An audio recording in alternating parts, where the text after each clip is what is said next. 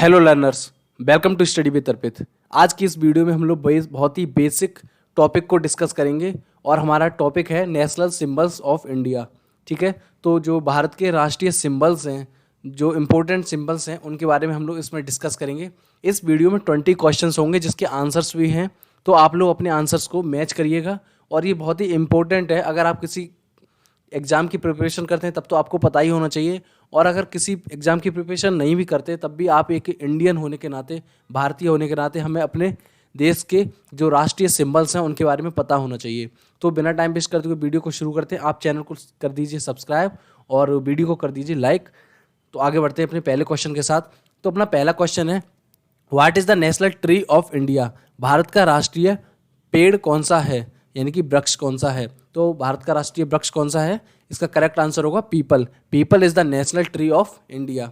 आगे बढ़ते question number 2 की तरफ। क्वेश्चन नंबर 2 है, what is the national fruit of India?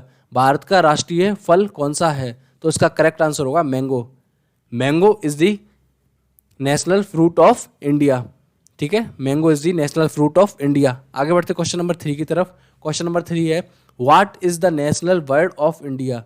Bharat का राष्ट्रीय पक्षी कौन सा है? तो इसका करेक्ट आंसर होगा peacock. Peacock is the national bird of India. Peacock, मोर, जो मोर होता है वो राष्ट्रीय बर्ड है, यानी कि राष्ट्रीय पक्षी है। आगे बढ़ते हैं क्वेश्चन नंबर 4 की तरफ। What is the national animal of India? तो भारत का राष्ट्रीय पशु कौन सा है? तो इसका करेक्ट आंसर होगा Bengal tiger. Bengal tiger is the national animal of India.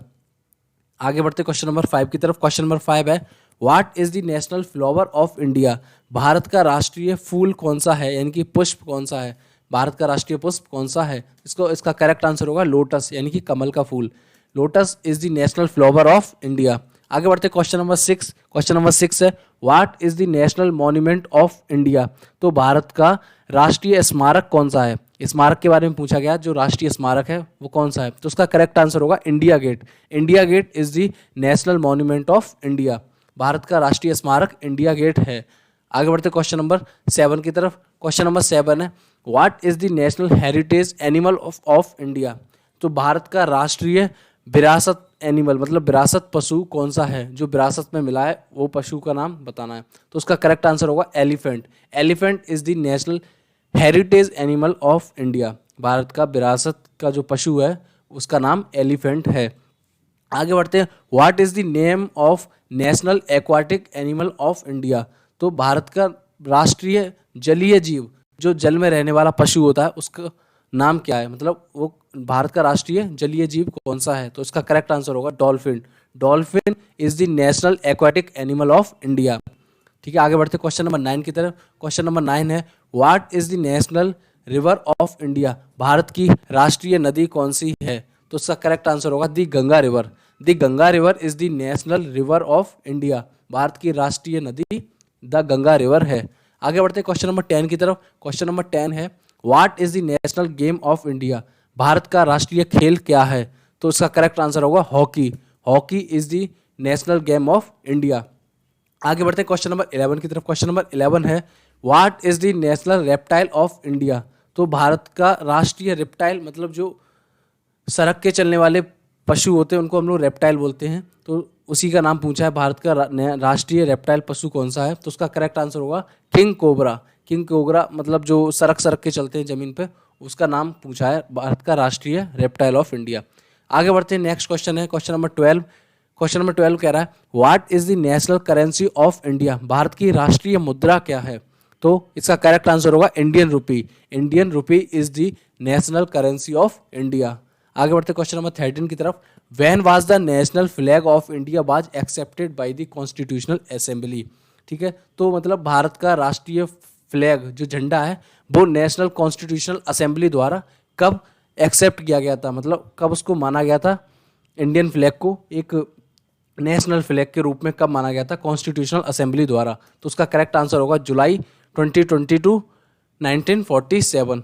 ठीक है, 22 जुलाई 1947 में इंडियन नेशनल फ्लैग को एक्सेप्ट किया गया था, किसके द्वारा? कॉन्स्टिट्यूशनल असेंबली द्वारा। ठीक है, तो इन जुलाई 2020 1947 the national flag of India was accepted by the constitutional assembly. आगे बढ़ते हैं क्वेश्चन नंबर 14 की तरफ। तो क्वेश्चन नंबर 14 है, what is the national anthem of India? Bharat का राष्ट्रीय एंथम क्या है? ठीक है, तो इसका करेक्ट आंसर होगा जनगण मन। जनगण मन is the national anthem of India.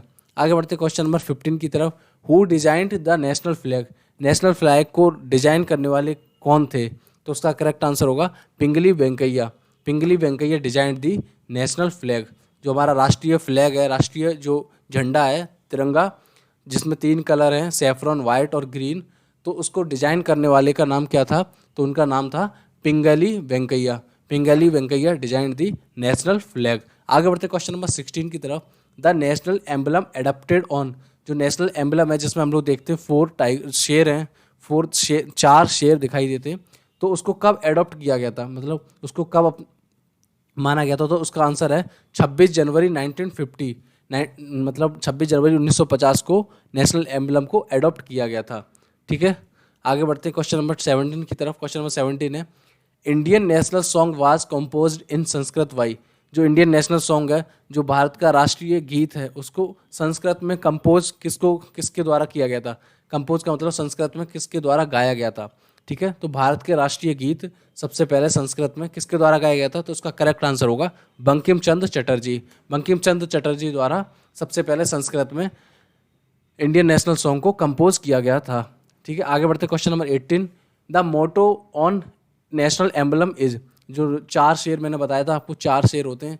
ठीक है, तो उसको हम लोग नेशनल एम्बलम बोलते हैं, और उस नेशनल एम्बलम के ऊपर जो मोटो लिखा होता है तो वो क्या होता है? तो उसका करेक्ट आंसर होगा सत्यमेव जयते।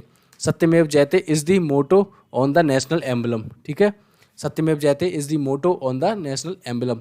आगे बढ़ते question number 19। In the Indian national flag saffron colour represents? जो हम लोग जानते हैं हमारा जो इंडियन नेशनल फ्लैग है, राष्ट्रीय झंडा है या राष्ट्रीय ध्वज है, उसमें 3 कलर होते हैं, सैफरन, वाइट और ग्रीन। ठीक है, जिसमें हर कलर कुछ ना कुछ रिप्रेजेंट कर रहा होता है। जैसे वाइट कलर पीस को रिप्रेजेंट करता है, और जो ग्रीन कलर है वो हरियाली को रिप्रेजेंट करता है, कि मतलब कितनी सुख समृद्धि है देश के अंदर, वो ग्रीन कलर रिप्रेजेंट करता है। वैसे ही जो सैफरन कलर होता है वो किस चीज़ को रिप्रेजेंट करता है, इस क्वेश्चन में पूछा गया है।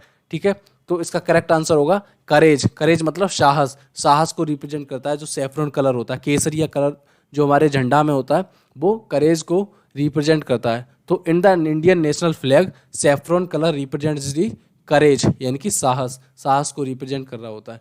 आगे बढ़ते हैं, अपने लास्ट क्वेश्चन है question number 20। What is the national calendar of India? तो नेशनल कैलेंडर मतलब राष्ट्रीय कैलेंडर, भारत का राष्ट्रीय कैलेंडर कौन सा है? उसका करेक्ट आंसर होगा the Saka. The Saka is the national calendar of India. ठीक है, तो जो साका है वो हमारा राष्ट्रीय कैलेंडर है इंडिया का। तो यही था इस वीडियो में, 20 क्वेश्चंस थे। वीडियो को लाइक कीजिएगा और अपने दोस्तों के साथ शेयर भी कीजिएगा, जिससे उनको भी बहुत सारा फ़ायदा मिल सके, और चैनल को जरूर सब्सक्राइब कर लीजिए, जिससे आने वाली वीडियोज़ का नोटिफिकेशन आपको सबसे पहले मिल सके। Thank you.